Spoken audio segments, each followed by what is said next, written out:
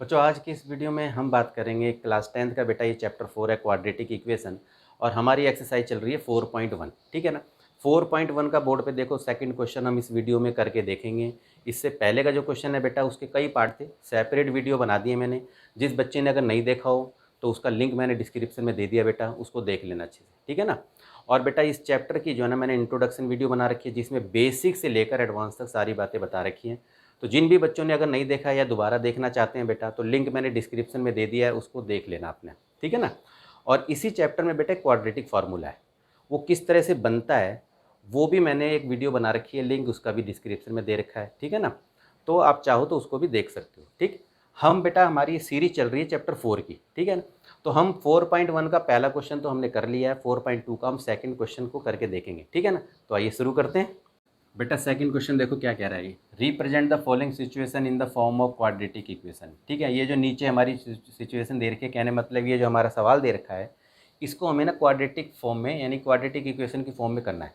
तो हम इसको क्वाड्रेटिक इक्वेशन की फॉर्म में भी करेंगे और पूरा सवाल सॉल्व करके भी देखेंगे, यानी कि लेंथ और ब्रेड्थ इसकी फाइंड करके भी देखेंगे।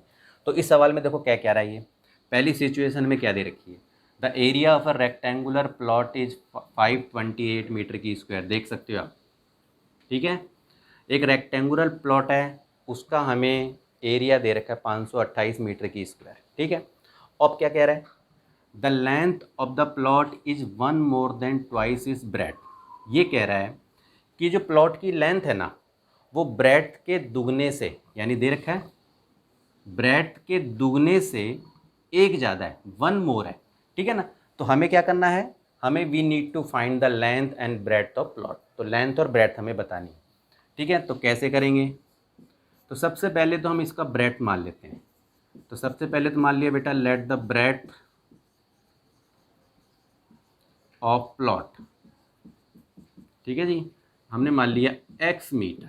ठीक है, ये मीटर में है, ये ध्यान रखना। ये ब्रेड्थ मान ली, तो लेंथ कितनी हो गई, लेंथ जो है हमारी ब्रेड्थ के दुगने से एक ज़्यादा है। तो ब्रेड्थ का दुगना कितना होगा, यदि हमारा ब्रेड्थ x है तो ये 2x होगा, एक ज़्यादा है 1, तो ये मीटर। तो देख सकते हो यहाँ पर। और हमारा एरिया कितना दे रखा है, एरिया ऑफ प्लॉट कितना है 528 मीटर की स्क्वायर। ठीक है। अब आपको पता ही है रेक्टेंगल का एरिया क्या होता है, L इंटू बी होता है। लेंथ ब्रेड्थ हमारे पास है ही, तो हमने क्या लिख दिया 2x प्लस 1 इंटू में x इज इक्वल टू 528। ये लेंथ है, ये ब्रेड्थ है, मल्टीप्लाई कर देंगे, इक्वल टू 528 हो जाएगा। अब इसको आप करोगे तो ये हो जाएगा 2x की स्क्वायर, ये हो जाएगा x, और इसको इधर ले आते हैं तो 528 माइनस में इज इक्वल टू 0। तो सबसे पहले तो हमने देखो ये कर दिया, क्वाड्रेटिक इक्वेशन में हमने इसको बना दिया है। ठीक है ना। अब हम क्या करेंगे, इसी को फैक्टराइज कर देते हैं। तो इसको फैक्टराइज करो बेटा। फैक्टराइज करने का तरीका पता ही है ना आपको, 528 ये है और 2, इससे आपको मल्टीप्लाई करना है, फिर उसके आप प्राइम फैक्टर निकाल के इस तरह से आप कर देना। तो इसका मैं सीधा बता देता हूँ आपको बेटा, इसका ये आपका आ जाएगा फैक्टर 2। ठीक है, ये हमारा हो गया। अब देखो 33 और 32 इसको मल्टीप्लाई करोगे आप तो देख लेना, जो 528 और 2 को आपने मल्टीप्लाई किया होगा ना वही आएगा आपका। ठीक है ना। ये मैं पहले भी आप लोगों को वीडियो में समझा चुका हूँ। अब देखो बेटा ये हमारा फैक्टर बन गए। अब हमने क्या करा, इसमें से हमने कॉमन ले लिया। तो जैसे कि हमारा ये x आ गया, ये हो गया 2x, और इसको हमने करा तो ये तो हमारा 33 आ गया, और इधर जो हमारा ये हो गया बेटा 16, और ये हो गया तुम्हारा 2x और प्लस में 33। ठीक है ना। ये हमारा सेम होता है, ये ध्यान रखना है आपको अच्छे से। तो हमारे फैक्टर क्या बन गए, x माइनस 16 और एक बन गया 2x प्लस में 33। ठीक है, और इज इक्वल टू हमारा 0 है। तो जाहिर सी बात है कि अब हमने देखा x minus 16 is equal to 0, तो x बराबर है 16। एक तो हमारी x की वैल्यू ये आ रही है, और एक है 2x plus 33 is equal to 0। तो x की वैल्यू हमारी आ जाएगी माइनस 33 अपॉन में 2। तो अब आप देख सकते हो कि हमारा जो ब्रेड्थ होती है वो नेगेटिव तो होती नहीं है। ठीक है ना। तो ये तो हमारा क्रॉस हो जाएगा, यानी कि x की वैल्यू माइनस 33/2, इसका तो हमें लेना ही नहीं है क्योंकि ब्रेड्थ हमारी नेगेटिव नहीं होती, पॉजिटिव होती है। तो x की वैल्यू 16 आ रही है, यानी कि हमारी ब्रेड्थ हो गई 16 मीटर। ठीक है, ब्रेड्थ हमने निकाल दी। तो लेंथ कितनी है जी, लेंथ हमारी है 2x + 1, तो 2 × 16 + 1 यानी कि 32 + 1 करोगे तो 33 मीटर। तो हमने लेंथ और ब्रेड्थ इस तरह से फाइंड करके हमने दिखा दी, ठीक है ना। अब सेकंड क्वेश्चन को देखते हैं। अब देखो बेटा इसका सेकंड क्वेश्चन, सेकंड में क्या कह रहा है ये, the product of 2 consecutive positive integers is 306। दो लगातार पॉजिटिव इंटीजर्स हैं जिनका प्रोडक्ट दे रखा है ना, 306 दे रखा है, हमें वो इंटीजर्स बताने क्या है, ठीक है। तो क्या करेंगे हम, सबसे पहले तो हमने let the 2 consecutive positive integers are, तो सबसे पहले दो लगातार पॉजिटिव इंटीजर्स हम मान लेते हैं। तो एक हो गया x और एक हो गया x + 1, सीधी सी बात है, ठीक है ना। पॉजिटिव इंटीजर्स हमें ध्यान रखना ही। अब क्या कह रहा है ये, इनका उनका प्रोडक्ट जो है वो 306 है, तो अकॉर्डिंग टू क्वेश्चन कर दो बेटा, उनका प्रोडक्ट का मतलब x + 1 = 306 है। अब इसको करो आप, x², x इसको इधर ले आओ, 306 = 0, क्वाड्रेटिक इक्वेशन तो बन गई। अब इसको सीधा हम फैक्टराइज कर लेते हैं। तो इसका जब फैक्टराइज करोगे आप तो ये आपका ये फैक्टर बन जाएंगे, करके देख लेना चाहिए, ठीक है। ये हमारा बन गया 18 और 17, इसको मल्टीप्लाई करोगे, देखो 18 में से 17 जाएंगे तो ये प्लस का x यानी कि 1 आना चाहिए बीच का नंबर, और इनको शुरू के नंबर को प्रोडक्ट करना होता है, ठीक है, ये तो पता ही होगा आपको। अब इसको हमने फैक्टराइज कर दिया, तो ये x + 18, ये -17 x और ये प्लस में 18 = 0। तो हमारे फैक्टर क्या बन गए, x - 17 और x + में 18। तो ये तो बेटा x - 17 = 0 और इसको ले लो x + में 18 = 0। तो ये तो हो गया x की वैल्यू 17 और ये x की वैल्यू हो गई -18, ठीक है ना। अब यहाँ देखो ये कह रहा है पॉजिटिव इंटीजर्स हमारे, तो कहने का मतलब ये तो हमारा कोई मतलब ही नहीं है क्योंकि ये नेगेटिव आ रहा है। तो हमने हमारी x की वैल्यू हमने ले ली 17, ठीक है ना, पॉजिटिव कह रहा था तो हमने पॉजिटिव वाला नंबर ले लिया। x की वैल्यू 17 है, तो कहने का मतलब ये है कि हमारा फर्स्ट नंबर अगर देखोगे तो 17 है, सेकंड नंबर कितना है, x + 1 है, तो इसका मतलब 17 + 1 यानी कि 18। तो दो हमारे लगातार नंबर है 17 और 18, ठीक है ना। इस तरह से आप इसको करके देख सकते हो। थर्ड देखो बेटा, आप इसमें क्या कह रहा है, देखो Rohan's mother is 26 years older than him. Rohan की जो मम्मी है ना, रोहन से 26 साल बड़ी है, ठीक है, सही है। The product of their age is 3 years from now. अब क्या है कि अब से 3 साल के बाद, ठीक है, अब से 3 साल के बाद उनकी एज का जो प्रोडक्ट है ना वो हमारा बन जाएगा 360, ये कह रहा है, यानी कि 360 हो जाएगा, 360 हो जाएगा। तो हमें जो है ना रोहन्स की वर्तमान आयु बतानी है। तो देखो सबसे पहले तो बेटा यही करना है हमें कि रोहन की हम एज मान लेंगे। तो हमने मान लिया let the present age of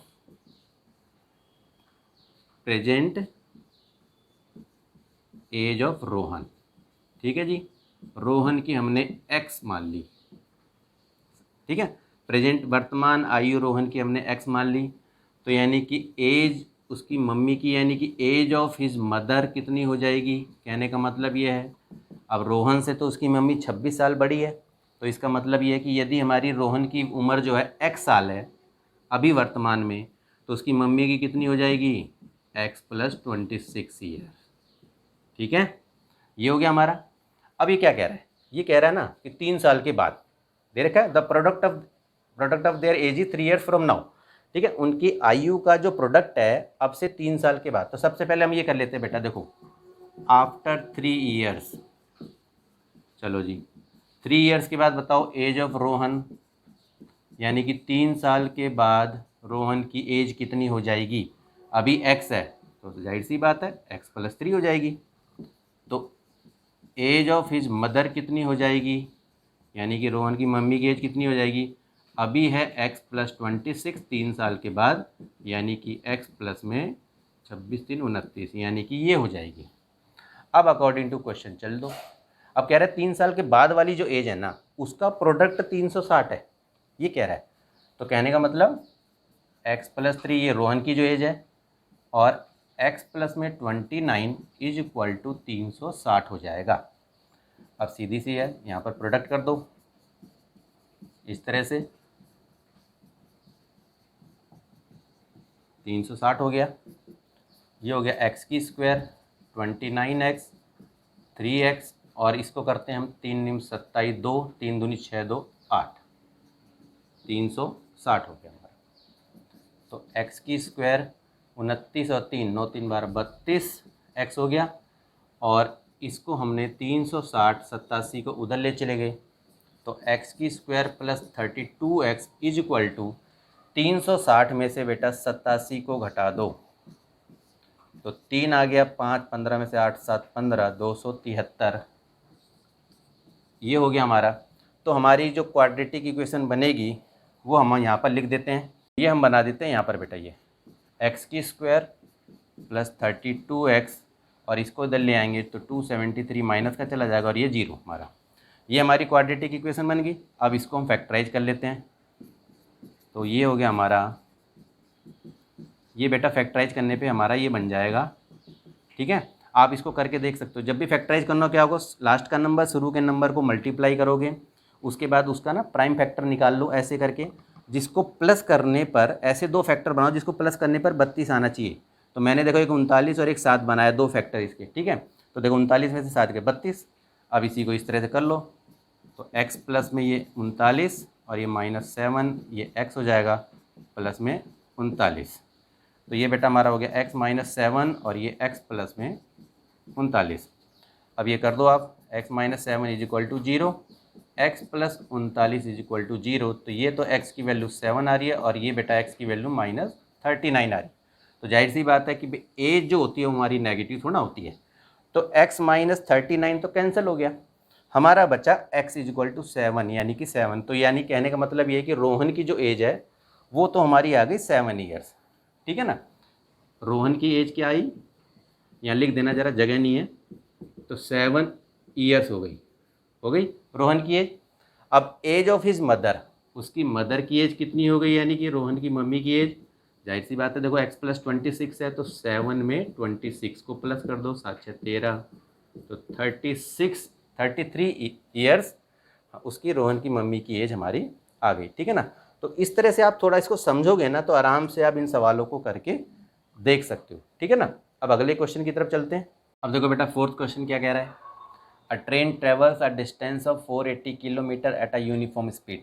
एक ट्रेन जो है यूनिफॉर्म स्पीड में चल रही है, 480 किलोमीटर का डिस्टेंस वो ट्रैवल करती है। ठीक है, यदि if the speed had been 8 kilometre per hour less, यदि मान लो उसकी ट्रेन की स्पीड जो है 8 किलोमीटर प्रति घंटा घटा दी जाए, तो then it would have taken 3 hours more to cover the same distance. तो 3 घंटे ज़्यादा समय लेगी वो उसी डिस्टेंस को कवर करने के लिए। तो हमें स्पीड बतानी है ट्रेन की, तो स्पीड बतानी है, तो स्पीड को हम मान लेते हैं x। तो हमने मान लिया, let the speed of train be x मान लिया। ठीक है ना, यानी कि x किलोमीटर पर आवर, कहने का मतलब ये मान लिया हमने। डिस्टेंस कितना दे रखा है जी, डिस्टेंस दे रखा है 480 किलोमीटर। तो कहने का मतलब ये है कि time taken to cover the distance of 480 kilometre, तो यानी कि टाइम कितना लेगी वो, तो time taken by train to cover the distance of 480 kilometre train. तो टाइम का फार्मूला पता है ना, डिस्टेंस अपॉन में स्पीड होता है। तो कहने का मतलब ये हुआ 480 अपॉन में x r, यानी कि इतना टाइम वो लेगी। ठीक है, अब ये कह रहा है कि यदि if the speed had been 8 kilometre per hour less, यदि मान लो 8 किलोमीटर प्रति घंटा स्पीड हमने घटा दी, तो स्पीड कितनी हो जाएगी, कहने का मतलब ये है, तो स्पीड हो जाएगी x माइनस में 8, यही हो जाएगा ना। अगर x माइनस में 8 हो गया तो फिर वो टाइम कितना लेगी, तो टाइम लेगी वही चीज़ है 480 और x माइनस में 8, डिस्टेंस ये जो दे रखा है और अपॉन में ये टाइम, ये तो हमारा हो गया। अब अकॉर्डिंग टू क्वेश्चन क्या कह रहा है, यदि मैंने टाइम को घटा दिया तो उसी डिस्टेंस को कवर करने के लिए वो 3 घंटा ज़्यादा ले रही है। तो कहने का मतलब ये हुआ कि यदि मेरा टाइम मैंने घटा दिया तो उसी डिस्टेंस को कवर करने के लिए वो 3 घंटा ज़्यादा ले रही है। यही तो बात हुई ना। तो इसको हमने लिख दिया 480 x माइनस 8, इसको इधर ले आओ, -480 अपॉन में x इज इक्वल टू 3, ये लिख दिया हमने। अब इसके बाद थोड़ा सा यहाँ लिख देते हैं इसको। अब यहाँ देखो क्या है, 480 को आप कॉमन ले लो और यहाँ देखो क्या हो जाएगा, 1 अपॉन एक्स माइनस 8 और माइनस में 1 by x is equal to 3। अब इसका मैंने एलसीएम ले लिया, x माइनस 8 और x, और इसको मैं 480 को इधर ले गया तो ये नीचे चला जाएगा। ठीक है, अब इसका मैंने एलसीएम ले लिया, इससे ये कट जाएगा पूरा, बचेगा क्या, x माइनस x से x कटेगा, माइनस में यही आ जाएगा x माइनस में 8। तो ये हमारा आ जाएगा x माइनस 8 प्लस 8 और ये हो गया x की स्क्वायर माइनस 8x, और ये 3 से कट रहा है बेटा ये 16 पे, तो 1 अपॉन में 160। इस तरह से ये हमारा आ गया। अब देखो ये x से तो ये x कट जाएगा, तो बचा क्या हमारा, अब ज़रा यहाँ लिख देते हैं 8 और ये हमारा हो गया x की स्क्वायर माइनस में 8x और हो गया 1 अपॉन में 160। अब क्रॉस मल्टीप्लाई कर दो तो x की स्क्वायर माइनस 8x और इसको करो ज़रा 16 8 128 यानी कि 1280 हो जाएगा। हाँ ठीक है ना। तो ये x की स्क्वायर माइनस 8x, इसको दे लिया 1280 इज इक्वल टू 0। अब इसका हम फैक्टर कर लेते हैं, ठीक है ना। तो इसका बेटा आ जाएगा -40x प्लस में 32x माइनस 1280। आप इसको करके देख सकते हो, ठीक है ना, बता रखा मैंने पहले भी आपको। तो देखो -40 और प्लस 32 तो माइनस बीच का नंबर आना चाहिए ना, इसी तरीके से। अब इसमें कॉमन ले लो, ये हो गया आपका, और इसको अगर आप करोगे तो 32x माइनस 40, तो ये हमारा आ गया x प्लस में 32 और ये हो गया बेटा x माइनस में 40। तो ये तो बेटा हो गया x माइनस 32 और ये हो जाएगा x बराबर है 40। तो जाहिर सी बात है स्पीड जो हमारी वो नेगेटिव होगी, नहीं काट दो इसको, तो x इज इक्वल टू 40 आ रही है हमारी। तो कहने का मतलब ये हो गया हमारा कि स्पीड हमारी आ गई, speed of train 40 kilometre per our. देख सकते हो आप, ठीक है ना। -32 तो क्रॉस हो गया और हमारा पॉजिटिव यानी कि x इज इक्वल टू 40 हमारा दे रखा है, ठीक है ना। तो बेटा आज के लिए इतना ही। वीडियो आपको कैसी लगी आप मुझे बताना, ठीक है ना, कमेंट करके। और जो बच्चा नया जुड़ा है बेटा, अगर वीडियो उसको अच्छी लगी है तो बेटा लाइक करो, कमेंट करो और चैनल को भी सब्सक्राइब करो, ठीक है। तो बेटा आज के लिए इतना ही, ओके।